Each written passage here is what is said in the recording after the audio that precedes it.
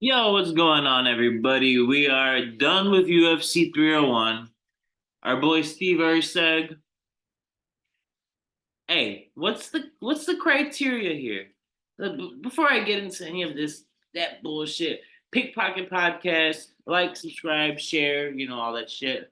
Rest in peace, Sway, forever Sway. We're coming up past 2 months since our boy passed away. Just keep him in your hearts and stay praying for our boy. Um, I miss you to death, dog. I really do. I wish I had you around for these fucking episodes, especially for the damn Telegram. If you know, you know. But I love you, my brother Sway. We always honor Sway in the beginning of these episodes because this was his idea. You feel me? And I'm just carrying on with it gladly with my UFC picks. You know what I'm saying? All right.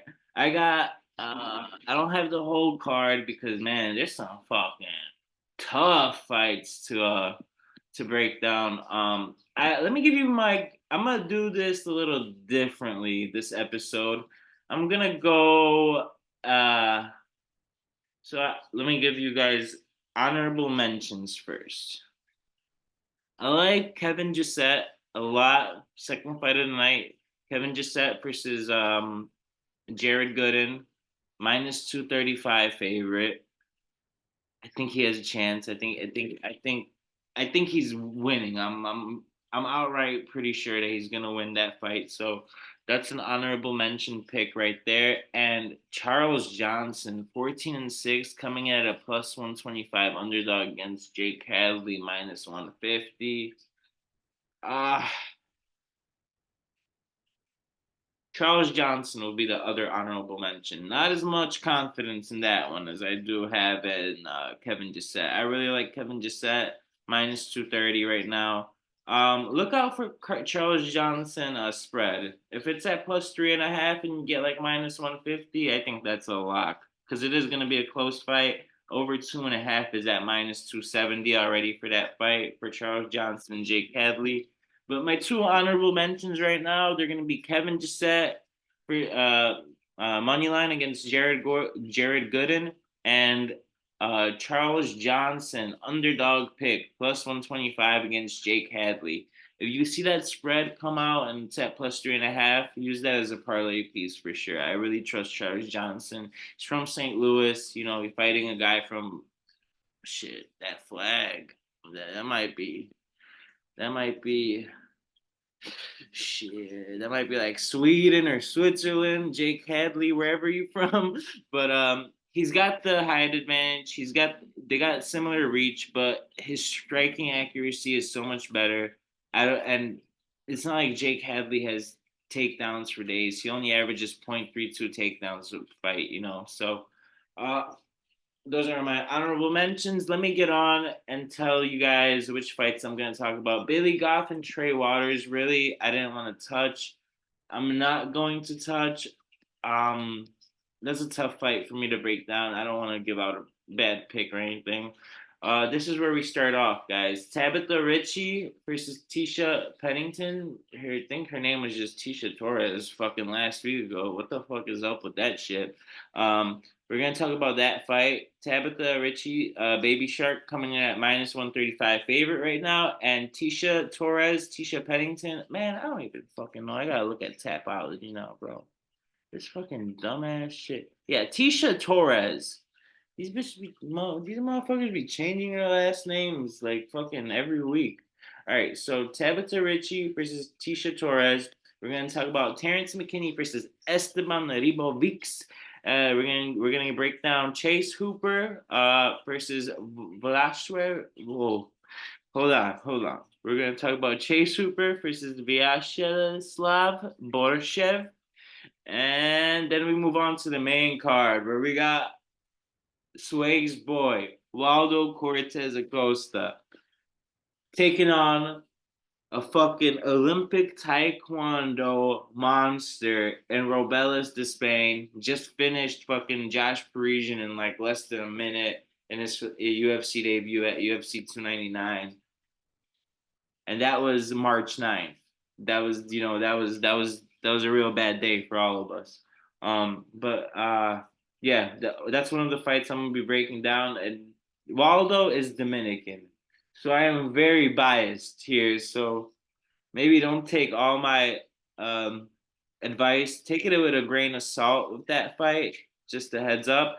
Next, we're gonna break down the Alex Caceres and Sean Woodson fight. After that, we got Diego Ferreira versus a Polak, Mateusz Rebecki. He's the biggest favorite on the card, coming in at -600, but I still got something for y'all. And then after that, we got Alonzo Menifield versus Carlos Ulberg as the feature fighter of the night, and then the co-main event, which should be the main event, but I think Nurse Sultan might not even make weight because that motherfucker is 6'5", cutting down from 185 to 170. He's fought at 170 before, but it's that. I mean, honestly, if this fight was at Joaquin Buckley and Nurse Sultan was at -185, -185, was it middleweight? Shit, Buckley's a +300 dog, but the fact that he has to cut those extra 15 pounds is really important for Nurse Sultan. Joaquin Buckley, a welterweight, Nurse Sultan more of a middleweight. He's trying to, I guess, make the transition to welterweight, but it's going to be hard for him because it's a 15-pound cut. And then the main event, which is where I'm going to start off today, y'all. Derek Lewis and Rodrigo Nascimento. Okay, guys. Fuck. We have Rodrigo Nascimento. What the fuck is he doing in the main event? I know Derek Lewis is 1-4 in his last five. What the fuck is he doing in the main event? This is the lock of the night, the lock of the fucking year, as far as I'm fucking concerned. -162 and take it right now, right now, right now. And then they funny as hell. They giving the spread to Lewis at +5.5. Crazy. So hey, shut up. Shut up. Hey, shut up. Bro, I deal with this shit. Stop. All right, guys. Sorry about that. Hey, control the fucking dogs, please. The fuck? Um, I was lost my whole train of thought. All right, we're starting off with the main event today. Get the Bella. You could be in the video, but come on, don't be barking. If you're barking, I'm gonna beat your ass. Um, we have Derek Lewis favorite -162, but the spread is on him at +5.5 at -185. This fight is not going after like past round one. I mean, I think Derek Lewis is gonna stuff the takedown and then he's gonna knock him out. Shit, I think he might even go for his takedown of his own. Derek Lewis to win by KO, TKO, or Derek Lewis to win by money line. Let me break it down a little bit. Derek Lewis is 1-4 in his last five fights, but he's also been struggling with like fighting in his hometown. Really, he's like 22-7 when it comes to TKO, 1-2 when it comes to submission, 4-3 when it comes to decision. He's 18-10 in the UFC, meaning he has 28 UFC fights under his belt. He's 1-4 in his last five. He lost to Tai Tuivasa, not a great look. He lost to Sergey Pavlovich. Lost to Sergey Spivak. He beat Marcos Rodrigo de Lima, and then he lost to Almeida. And Almeida really didn't do any damage. Um, Before that, he had some wins against Curtis Blades, Alexei Olenek, and then he's got some losses to Junior Dos Santos and Daniel Cormier. But he also had that comeback victory against Alexander Volkov, and he beat Marcin Tybura. He's beaten Francis Ngannou. It was even though it was a shit fight. Uh, I mean, guys, let me let me let me just say this much. Rodrigo is not ready for is not ready for this.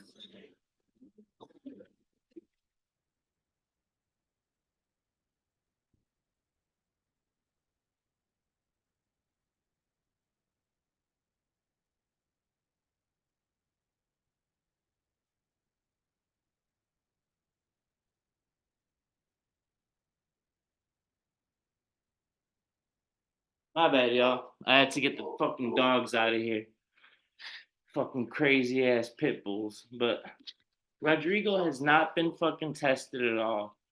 His last fight against Dontel Mays, he was getting reversed on the clinch. I mean, Derek Lewis historically has decent takedown defense, but against Jailton Almeida, he lost it. Sorry, guys. I just had to pick up my fucking 80-pound dog. But it's all right. Let me get back on track. He just hasn't beaten anybody. He's taking Rodrigo's taking guys like Tanner Boser and Ilir Latifi to split decisions in the UFC. He beat Dontel Mays in a unanimous decision. Um, he's 6-0 when it comes to submission, 3-0 when it comes to decisions. So and he's 2-1 when it comes to knockouts. So he has been knocked out before, and it was by Chris Dawkins. Derek Lewis, money line, -162, lock of the card. This guy is not Jailton Almeida, guys. He's not going to get him down to the ground. He's just, it's not going to be the same type of fight that Jailton Almeida versus Derek Lewis was.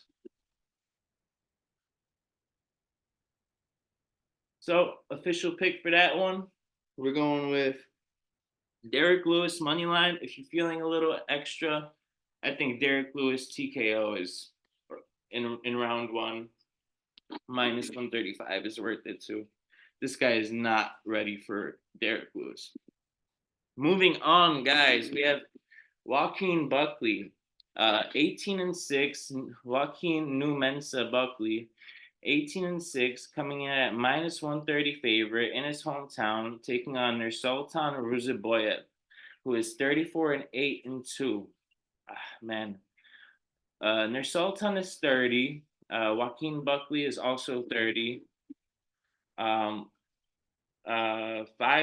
76-inch reach for Buckley, and 6'5", and the reach is unavailable on Tapology for for Nursultan. Wow, that's crazy. But Nursultan is a wrestling beast, but he's coming down from 185 to fight at welterweight. He's 6'5". This is gonna be a tough weight cut for him. His wrestling is phenomenal. I think he's got like something like 20-1 when it comes to submission, 12-1 when it comes to TKOs. So when he's finishing people, it's 32-2 when it comes to TKOs and submission, and then he loses a lot of decisions. 2-6 when it comes to decision. He is 2-0 in the UFC. He has some good wins. The Cedric Dumas fight was a layup for me. I thought he was gonna win that fight. He beat Bruno Ferreira pretty easily. And those are his only two fights in the UFC. Any opponents like the opponents he's lost to aren't any cans either. He's lost to a 6-0 guy. He lost to an 18-4 guy. It might not be the best fighting promotion, but he's got a lot of fights under his belt. He's got 44 fights, and he's only 30 years old. Something like reminds you kind of Michelle Pereira. That might be a fun fight actually in the future. But let me get into Joaquin Numensa Buckley. 13-4 when it comes to TKO. 0-0 when it comes to submission. So the submission, he can defend the chokes and the submissions as well. 5-2 when it comes to decision. He's on a 3-fight winning streak, beating Vicente Luque, Morono, and Andre Fiallo. He lost to Curtis and Imamov before that. And before that, he was on a 3-fight winning streak as well. I mean, I love Joaquin Buckley. I think he should be the main event here. I think everything. If this fight wasn't if Nursultan wasn't cutting all that weight to 170, I would have picked him every day, all day. But since Joaquin Buckley is fighting at his division, the division he's comfortable in, I really think you got to go with him. He's fighting in his hometown. He's gonna be pumped up to get the win. But the wrestling does worry me. It worries me a lot. Nursultan's got some of the best wrestling. Um, you know, um, I'm gonna I'm gonna take Joaquin Buckley outright. Very low confidence. Um, but I like this fight to not start round three. That's gonna be -150 if you like that as a for that fight. So I don't think this is going the distance. Fight to go to distance is for no, it's -330. So I think it's just better off to do a fight to not start round three -150. Or if you're feeling Joaquin Buckley, take that -130 money line. He should get it done in his hometown. But I bet on Derek Lewis in Houston many times or in Texas many times, and it hasn't worked out. So, but I like Joaquin Buckley here at -130. Next fight, guys, tough fight. Carlos Ulberg, a straight kickboxer, versus Alonzo Menefield. Carlos Ulberg, 9-1, coming in at 33 years old, 6'4" 77-inch reach, and he's -280. He's 5-fight win streak right now, and he's taking on Alonzo Menefield, who is 225 plus 225 right now. I mean, Alonzo is no joke. He's 36 years old though, compared to the 33 years old that Carlos Ulberg is. So Alonzo is a little older. He's 9-1 when it comes to TKO, 4-0 when it comes to submission, 2-2 when it comes to decision, 8-3 in the UFC, 3-0 in the LFA, 2-0 in the Contender Series. I mean, he's beating Dustin Jacoby, Jimmy Crute, shit. That's about it. No, he beat Paul Craig. Um, he's got some good wins under his resume, but he's also has some. He's lost to Ovince St. Preux, which isn't a terrible loss to have, especially since it was in 2020, 4 years ago, you know. And he lost to William Knight, which is a little concerning. But since then, he's on a 4-fight win streak, y'all. And I do think he's the better mixed martial artist in this fight. But I just think Ulberg has a piston of a right hand. I mean, or a left hook. His left hook is so like reminiscent of fucking Alex Pereira. I'm leaning -3.5 spread on Carlos Ulberg. I think he gets this done inside the distance, guys. Like Menefield, he has been knocked out what 4 times or 1 time in his career. Ulberg's been knocked out once. I'm kind of going with these. He's been knocked out by Kennedy and Nezuchukwu too. Oh, that's not a great look. He did beat Ihor Potieria. Man, this is a test for Ulberg. I'm not gonna lie. Ulberg either fucking KOs him or I think we're gonna take the over 1.5 here. I do think Ulberg wins this fight, but I think Alonzo will be able to get a takedown here and there, and Ulberg will get up quite like pretty quickly, but he'll have to scoot to the cage to do so, and then eventually he'll maybe find his shot in the third round, or maybe just win a decision, a close decision. But I think this fight could be close. I'm really leaning on Alonzo Menefield spread +3.5 just because of the competition he's fought, and he's on a 4-fight win streak. He's like a lot of these guys are strikers, so strikers and boxers. So I mean, he's had some pretty good matchups leading up to this fight. Official pick, yeah. Here I'm gonna give you guys +3.5 Alonzo Menefield at +130. If you're on the Ulberg side, I mean, I don't know if there's any value in his TKO. -110. Or to win by decision +300. You get both of those, 29-28 across the board. I really see how that's how that fight's gonna go. So for that fight, I'm gonna take Menefield +3.5 and over 1.5 round line, -145. I do think Ulberg is a tough fight. There is a chance that he gets knocked out.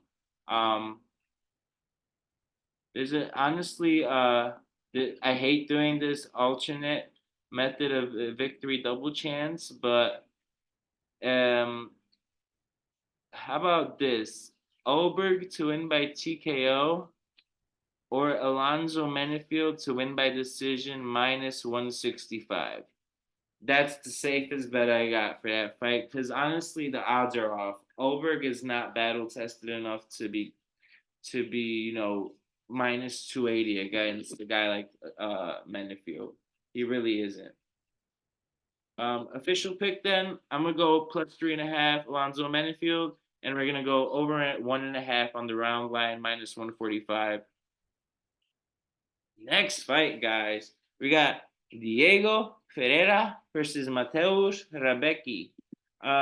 First off, let me get into my guy, Mateusz Rebecki, 19-1 overall, 31 years old, 5'7", 66-inch reach. Very short guy for a lightweight division, but it's okay. He's 9-1 when it comes to TKO, 7-0 when it comes to submission, 3-0 when it comes to decision, 3-0 in the UFC, and 1-0 in the Contender Series. He's coming off a win against Roosevelt Roberts where he had an armbar. I mean, this guy has nonstop wrestling. He's got stamina for days. He's on like what's his current win streak? His current win streak is 16 wins in a row. So he's won 16 wins in a row against guys that are 6-0, 12-2, 7-2, 12-3, 17-4. He's beating good opposition. It's just only 3 of the 20 professional fights have gone to decision. Um, uh, Honestly, Mateusz Rebecki is the pick. He's minus 600 though. He should get it done. He should get it done, guys. He's I mean, let me get into Diego Ferreira, who's plus 380 favorite, plus 380 underdog. He's 5'9", 74-inch reach, so he will have the reach advantage, 8-inch reach advantage. He is 39 years old though. 4-3 when it comes to TKO, 7-0 when it comes to submission, 7-2 when it comes to decision. We have He's 2-3 in his last fight, but those 2 wins do include wins over Michael Johnson and Anthony Pettis. He lost to Benny Dariush, lost to Gamrot, and Gamrot, another fellow Polish buddy. But the bet for this fight, I really think Rebecki minus 3.5 at minus 225. I think he will finish him or he will absolutely dominate him for 3 rounds. So Mateusz Rebecki minus 3.5, minus 225 odds. That's gonna be the official pick. Real confident in that pick too as well. So that's the official pick for that fight. And Rebecki's just a dog, guys. Just look out for him. He's straight dog. Next fight, moving on. We got Alex Caceres, who's 21-14, taking on Sean Woodson. 4-1 when it comes to TKOs for Alex Caceres. 7-7 when it comes to the submission.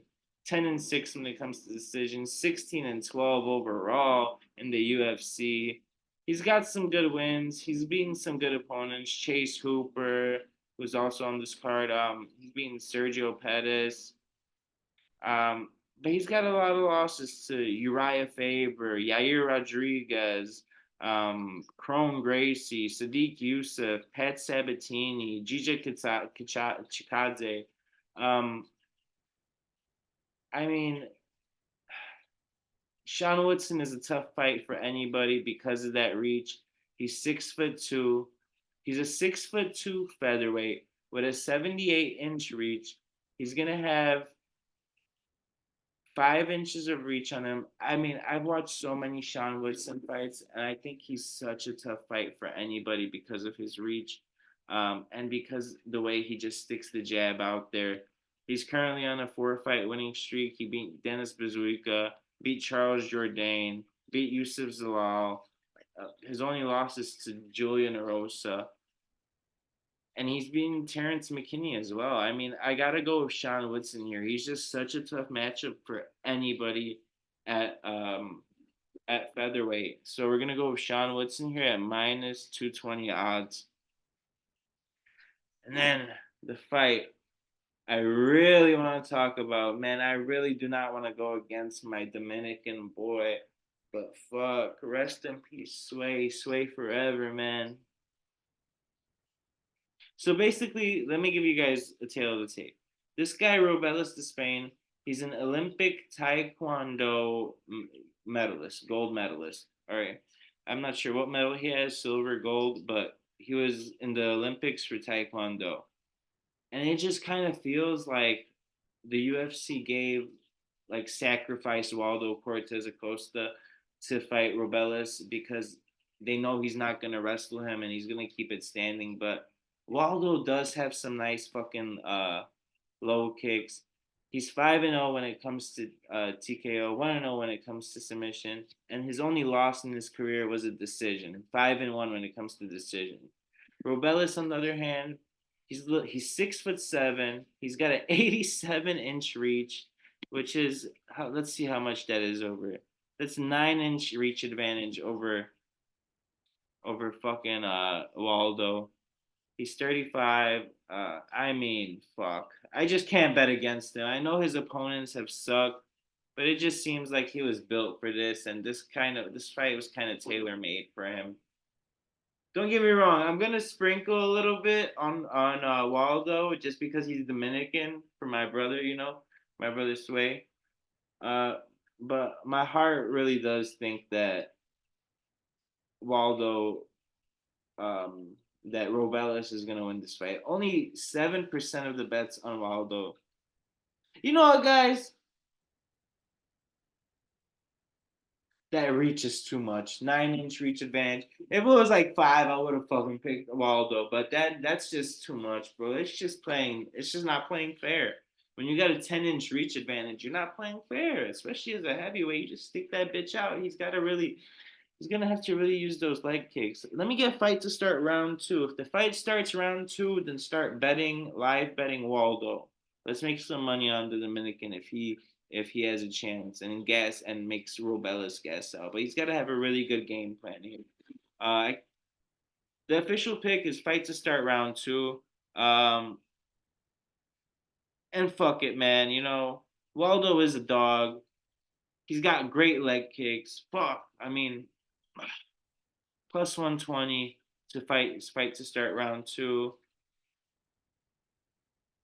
But I mean, I wouldn't be surprised if Robelis just gets him out of there in the first round. I'm not gonna lie. Like, fight parlays, we're gonna go Waldo to get a knockout in the first round plus 550. Robelis to get the knockout in the first round plus 120. It's whichever way. If you think Robelis is ready for this and has fought the opposition, I mean, I don't know. I might just stay away, but I'm definitely putting some money on Waldo for my Dominican brother Sway. I think it is a big test, big jump in competition. Waldo is for Robelis. He fought Josh Parisian last, and Waldo would have smoked Josh Parisian. So I really think that's gonna play a factor. The leg kicks. If Waldo can get some leg kicks in there and just fuck his leg up in the first round, he has a chance. But 10-inch reach is just not fair. The official pick's gonna be fight to start round 2 as a prop bet, and drop a little bit on Waldo for Sway. I'm sure he would be on. He's like, man, this inexperience. I don't give a fuck about the medals and shit. I know he would have been on Waldo all the way. Next fight we're gonna break down. I just want to get into this quick. Chase Hooper. Chase Hooper recently. All right, let me get into Chase Hooper's fighting a guy named Vladislav Borshev. Uh, Chase Hooper is 13-3. He's 4-1 when it comes to TKO, 6-0 when it comes to submission, 3-2 when it comes to decision. He literally had a split decision loss to Aljamain Sterling in his last fight, so he's really working on his grappling. Vladislav Borishev has all of his losses have come by decision, and they have been against guys like Mike Davis, who's a dog, and he just doesn't like to hurt people. He said it in his last interview. He could probably be a champion right now. He just doesn't really love fighting. And Mark Diakis, who's a really good kickboxer. Um, he has a great win over Chris Duncan, Borishev. But I'm not gonna lie, I'm gonna go with Chase Hooper here. I think plus 120, or even Chase Hooper plus 3.5 with the spread. And I also like the over 1.5 in this fight. So official pick is Chase Hooper plus 3.5 and over 1.5. Chase Hooper plus 3.5 is minus 110, and over 1.5 round line is minus 125 for Chase Hooper and Borishev. Uh, guys, next. What the hell, guys? Terrence T Rex McKinney, 5-3 in the UFC now. He's 15-6 overall, 7-4 when it comes to TKO, 8-2 when it comes to submission. He's never been to a decision. I mean, he's a wild guy. He's a wild guy, and he's facing a guy who's only has 2 decisions in his career. 6-0 when it comes to TKO, 5-0 when it comes to submission for Esteban Ribovics. He's only 28 years old versus Terrence McKinney's 29 years old. 5'10", 74-inch reach for Terrence McKinney. 5'10", 69-inch reach for Esteban. Born out of Chicago, Illinois. You know who we going with, baby. Current streak 2 wins for my boy T-Rex. We're going T-Rex all the way. Terrence McKinney, underdog pick, plus 140. Give me the fucking knockout 2 on that. Terrence McKinney to win by knockout plus 330. Let me get that all day, baby. Now, my real baby, Tabitha Rich, Baby Shark. You know I love you, baby. If you ever see this, hey, fuck you, Callum Walsh. We ain't fucking with you on this side, bro. At all. At all. But no. Baby Shark, 29 years old. She's 5'1", 61-inch reach. She's fighting at strawweight. I fucking love Baby Shark. If you know me, you know I love Baby Shark, and I am not a fan that she just started dating Callum Walsh. 1-1 when it comes to TKO, 3-0 when it comes to submission, 5-1 when it comes to decision. She just had a split decision with Lupita Godinez. I've noticed a trend in these women's fights. She's taking on Tisha Torres, by the way, who's 13-6 and is coming off a split decision, unanimous decision, unanimous decision, all losses in those unanimous decisions. But those losses, she lasted with Jessica Andrade, with Joanna Jędrzejczyk, with Weili Zhang, with Marina Rodriguez, all unanimous decision losses. And then she had a Rose Namajunas, unanimous decision loss. I am, I think this fight, they're very closely matched, and the fight can end in a split decision. Like I really do believe this is one of those fights that's gonna end in a split decision. Fight to be won by split or majority decision. That shit not even worth it. It's plus 250. I thought it was gonna be like plus 500. Guys, I think Tabitha Ritchie got this minus 135. Um, she's been improving. She's only 1-1 or she's 4-2 in the UFC now. She's got wins over Jillian Robertson, Polyana Viana, Maria Oliveira. She lost to Manon Fiorot, who's probably the next title contender. Yeah, she is. That was like a number 1 contender fight. But yeah, I got Tabitha Ritchie at minus 135 odds here. Let me go through all of the picks for the day. Honorable mentions we gave to. We're gonna go with Kevin Jusset, honorable mention, minus 230 money line, and Charles Johnson plus 120. Those are fights I didn't talk about. I didn't get too deep into, but I think those guys both win. If not, take the spread on Charles Johnson. I'm more confident in Jusset, 1,000% than I am in Johnson. Guys, and then we're gonna go with Tabitha Ritchie money line minus 135. If you want to take the over 2.5 at minus 520, go ahead. Looking ass motherfucker. Looking ass motherfucker. Now then we got Terrence McKinney. I like Terrence McKinney money line. If you want the knockout, it's plus 330. I'm feeling a little spicy this Saturday, so I'm gonna chase that knockout at plus 330. I like T Rex to come back. He's on a 2 fight win streak. Another fucking underdog pick. I'm gonna take Chase Hooper plus 3.5, but I am way more confident in the over 1.5 round line at minus 125. And then, man, this fight is so tough for me because we got a Dominican versus a Cuban. We got the guy with 10-inch reach advantage. Whatever your heart tells you. You pick the Dominican. If your heart's telling you to pick the Dominican for a certain reason, if y'all know, I feel the reason, I'm gonna sprinkle a little bit. It's MMA, anything can happen. He shouldn't win. He really shouldn't with the 10-inch reach disadvantage. But fuck it, man. Let's go in on Waldo. I know, but UFC's trying to build this motherfucker up. Fuck.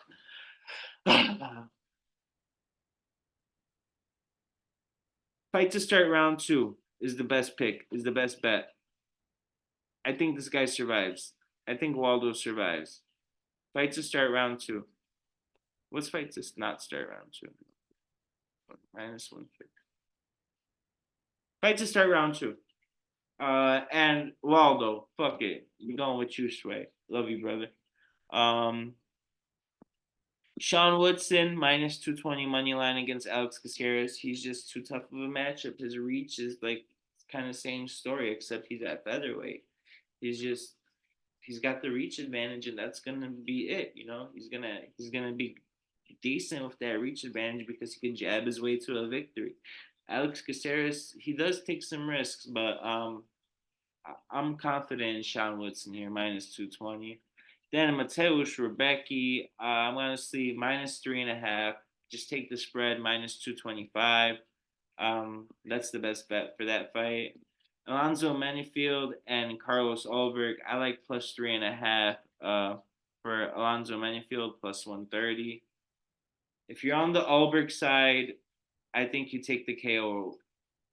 Just take the KO prop in the first round because I don't think it's gonna happen in the second and third rounds. Menifield should work in his grappling, and I like the plus 3.5 right there. I'm gonna go with so the official pick is gonna be Alonzo Menifield spread plus 3.5. He's the better mixed martial artist. I know he's not as good of a kickboxer as Carlos Ulrich, but if he mixes in those takedowns, he should be, make it a competitive fight to where it's like 29-28, maybe even a split decision there. Um, Next, we got Joaquin Buckley versus Nursultan Ruzaboyev. If Nursultan wasn't making the cut, I would have been all over him. But minus 130, Joaquin Buckley in his hometown, I like it. I think he's motivated to get this win. I think he's motivated to climb the rankings. And then finally, layup, a layup. You feel me? A layup. Derek Lewis, TKO. I hope he don't fucking rear naked choke his ass or some shit. Just take the money line. It's the lock. This guy is not supposed to be in the main event.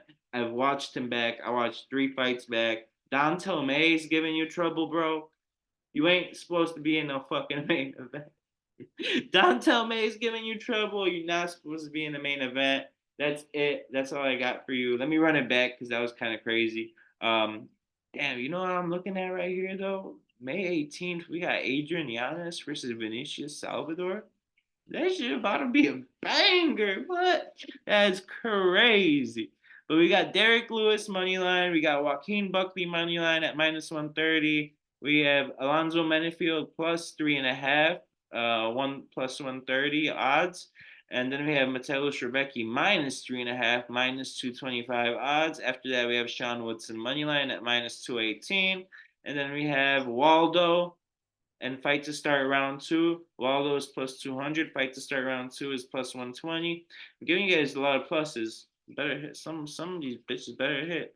I like Chase Hooper plus 3.5, but I like the over 1.5 minus 125 a line a lot more for the Chase Hooper versus Borshak fight.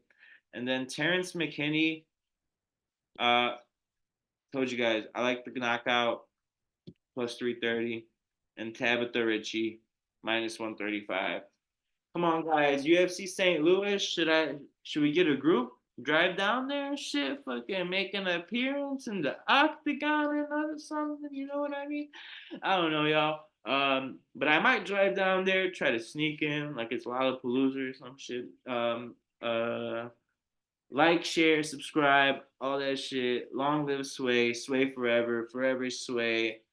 Man, keep him in your hearts. Keep saying his name. Just keep his name alive. You know, he would have done it for all of us, for every single one who was watching. You would have done it. And I want to see all y'all watching these bitches to the end. I know my production is shit, and I'm gonna get it better. We're gonna get a mic for a phone. We're gonna get like a little studio thing getting ready. I just been having some fucking personal problems. I ain't even gonna get into on here, but love y'all. Forever Sway, Sway forever. This is who we do it for. That's who I do it for. You know, love you, brother. Love you all. Like, share, subscribe.